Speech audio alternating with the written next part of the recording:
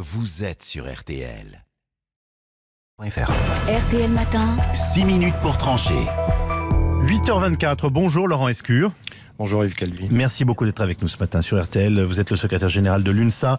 Tout le monde s'accorde à dire que vous êtes absolument incontournable avec l'UNSA en ce moment dans le mouvement que nous connaissons. Premier syndicat à la RATP, deuxième à la SNCF. Le secrétaire d'État au transport, Jean-Baptiste Djebbari, s'est exprimé ce matin depuis la cellule de crise qui se tient à son ministère, Laurent Escure. Il a notamment fait un distinguo très clair, je cite, entre les syndicats opposants de tout crin, avec qui il n'est pas possible de discuter. Il cite la CGT Sudrail directement, et les autres syndicats avec qui il est possible de construire des solutions de compromis. Parmi ces syndicats avec qui le gouvernement discute, il y a le vôtre, Laurent Escure.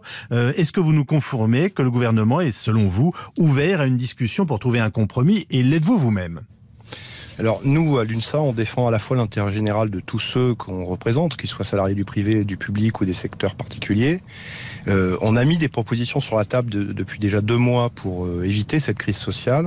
Le gouvernement a décidé d'enjamber la date du 5 décembre. Et depuis, chaque jour qui passe est un jour de trop.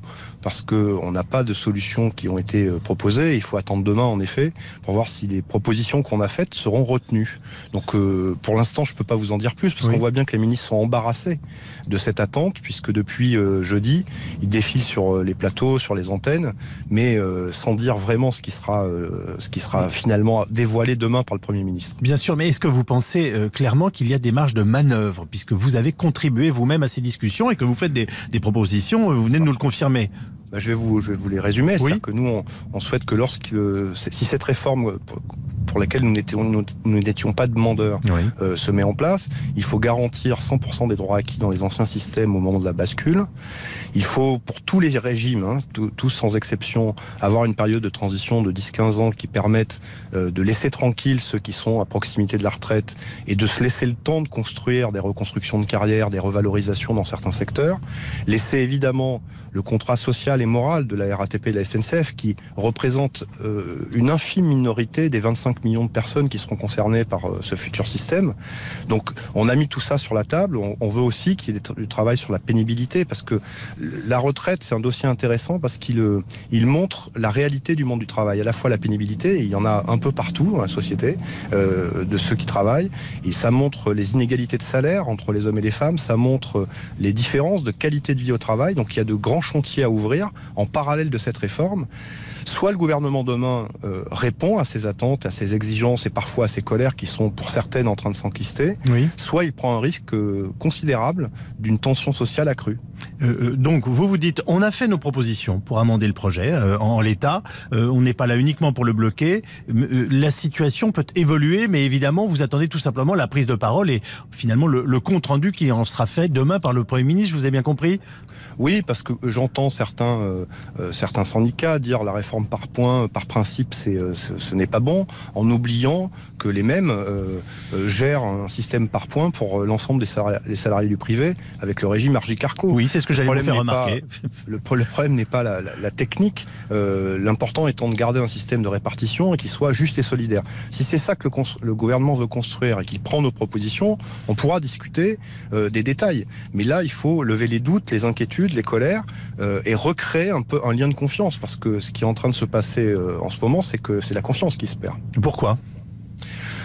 Parce que je pense qu'il a trop tardé, c'est-à-dire que l'essentiel de l'économie générale du projet, qui montrait que certains secteurs comme le RATP, SNCF, bien sûr, on en a parlé, mais aussi les enseignants, où nous sommes forts, la fonction publique territoriale, hospitalière, d'autres secteurs où on voyait que les calculs pouvaient amener à ce que des gens soient perdants, et nous, à l'UNSA, on veut qu'il n'y ait ni puni ni perdant, et a été dévoilé le 18 juillet. Donc la phase de concertation qui a démarré en septembre aurait dû permettre de poser des arbitrages au fur et à mesure pour qu'on y voit clair. Aujourd'hui, on est encore dans le flou et c'est un des problèmes de la confiance qui est aujourd'hui en train de s'altérer. Alors, vous nous avez fait remarquer que vous n'étiez pas demandeur d'une réforme en tant que telle initialement, mais que vous étiez prêt à, en quelque sorte, à discuter, à collaborer, que vous faites des propositions. Une question sur le fond, est-ce que vous êtes d'accord quant au fait qu'il faille aujourd'hui préparer l'équilibre tout simplement de nos systèmes de retraite parce qu'elles sont menacées tout simplement pour des raisons d'âge qu'on connaît parfaitement ?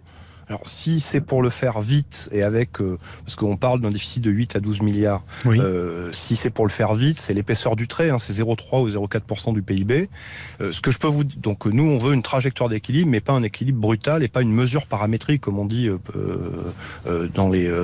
chez les spécialistes. Ce que je peux vous dire, en revanche, c'est que la notion d'équilibre financière est importante parce que nous, on veut ni capitalisation, qui serait la loi de ceux qui ont le plus de chance, ni l'étatisation, c'est-à-dire que la répartition, c'est les salariés qui payent la retraite de ceux qui sont à la retraite. Oui. Et donc du coup, il faut que le régime, à long terme, soit équilibré. C'est une notion importante. Sinon, on bascule dans la capitalisation d'un côté ou l'étatisation, c'est-à-dire qu'on va chercher des sources financières avec la fiscalité, et du coup, on laisse les parlementaires. C'est ce que réclame entre autres la CGT, hein, je le rappelle. Oui, mais dans ce cas-là, ça veut dire qu'on laisse les parlementaires, si c'est la fiscalité qui paye le système de protection sociale, on laisse les parlementaires chaque année fixer le montant des pensions. Ça, on veut pas. On veut garder le système par répartition.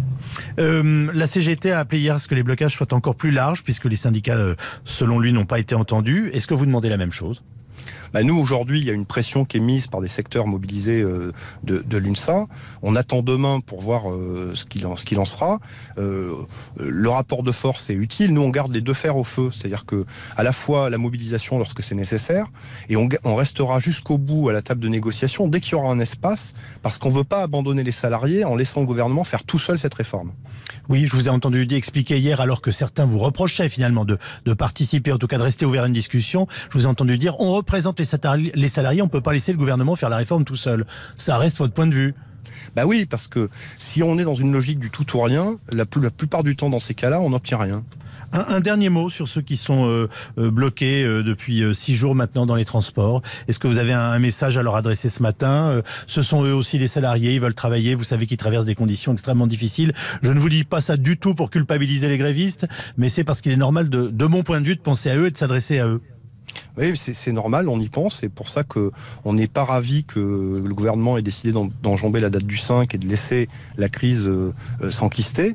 J'ai évidemment une pensée pour eux, parce qu'on travaille aussi pour eux, à la fois pour que le système de retraite dont ils bénéficieront soit le plus juste et le plus efficace possible, et le plus solidaire.